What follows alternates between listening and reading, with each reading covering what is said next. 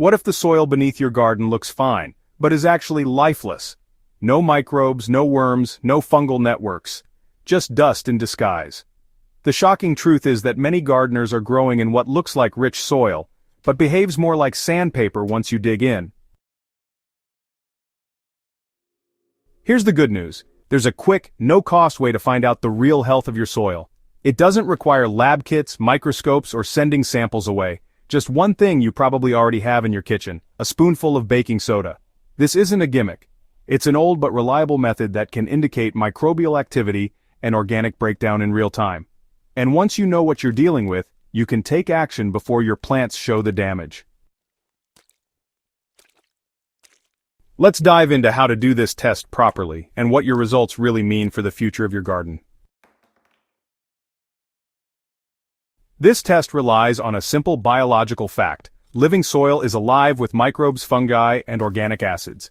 When you combine a soil sample with baking soda in the presence of a weak acid or even moisture, a reaction occurs similar to what you'd see in baking. That fizz is carbon dioxide being released not just from the soda, but from the acids created by active soil life. If nothing happens at all, your soil might be biologically dead. Okay, so to run the test, you'll want to dig up about 1 cup of soil from your raised bed or garden, ideally from about 4 to 6 inches below the surface. Place that soil in a glass or ceramic bowl. Then, just sprinkle 1 tablespoon of baking soda evenly over the top. Next, go ahead and add 2 tablespoons of white vinegar or water, depending on which version you're testing. Now just watch and see what happens. If your soil bubbles, hisses, or foams lightly, that's actually good news. It means your soil has some active microbial or fungal processes underway, especially if you notice this consistently in a few different areas of your garden. But if there's no reaction at all and your soil stays flat and silent, that's a sign of extremely low biological activity. It doesn't mean your soil is permanently dead, but it is likely depleted, compacted, or imbalanced. Just keep in mind, clay-heavy soils may show weaker fizz because gas moves more slowly, and very sandy soils might give you false hope since they drain so fast. So, it's a good idea to test a few different zones and take note of texture, smell, and how long water takes to soak in. If your baking soda test shows no reaction, or if your plants are already struggling, don't panic. There are clear, natural ways to bring soil back from the brink. The first step is restoring biological life, and that means feeding the soil, not just the plants. Begin by adding organic matter, anything that was once alive and will break down over time. Well-aged compost is best, but unfinished compost can also work if lightly incorporated near the surface. Avoid tilling it deep, as this disturbs fungal networks and worm tunnels that are trying to re-establish themselves. Next, introduce fungal spores and beneficial microbes by adding forest soil in thin layers. A handful from the base of a healthy woodland tree, where you see leaf mold and rich dark material, contains more soil life than an entire bag of store-bought compost. Mix it gently with your compost layer and water it well to kickstart microbial exchange. Mulch is another critical piece. Covering your soil with shredded leaves, straw, or even cardboard prevents water loss, blocks UV damage, and gives fungi the perfect shaded environment to flourish. Within weeks, you may notice an earthy smell returning to your garden beds, the first sign that things are waking up underground.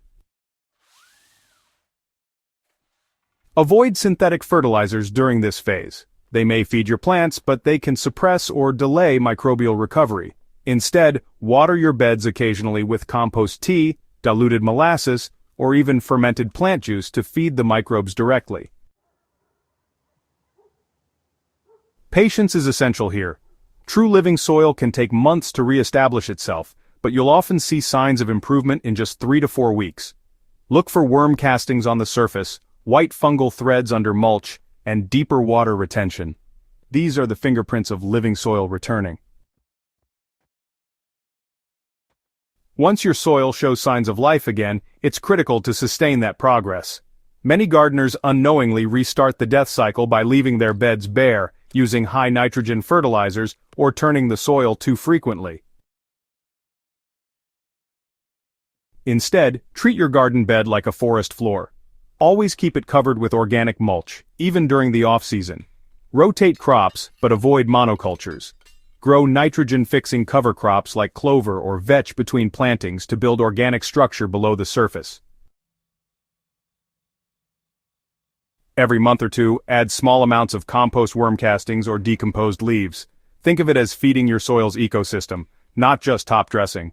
Once a season, scratch in a handful of forest soil to reintroduce fungal diversity.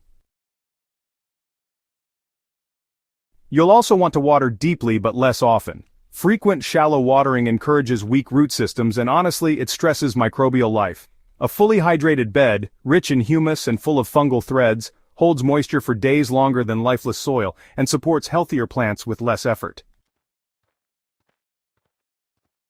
Over time, your raised beds will become spongy, dark, and alive with earthworms. Your plants will thrive not because you fertilized them directly, but because you've restored a living system underneath them. And all of that started with a spoonful of baking soda and honestly just 5 minutes of curiosity. Most gardeners think soil problems show up in the leaves, but actually they start beneath the surface long before plants ever look sick. Running the baking soda test today could reveal invisible problems early and save you months of poor growth, weak roots, and wasted effort. So try it yourself, then take action. Feed the microbes, build the humus, and treat your soil like the living foundation it truly is. If this guide helped you uncover the truth about your garden soil, hit the like button, subscribe to Soil Doctor, and share this video with a fellow gardener. Let's bring our soil back to life, one test, one bed, and one thriving garden at a time.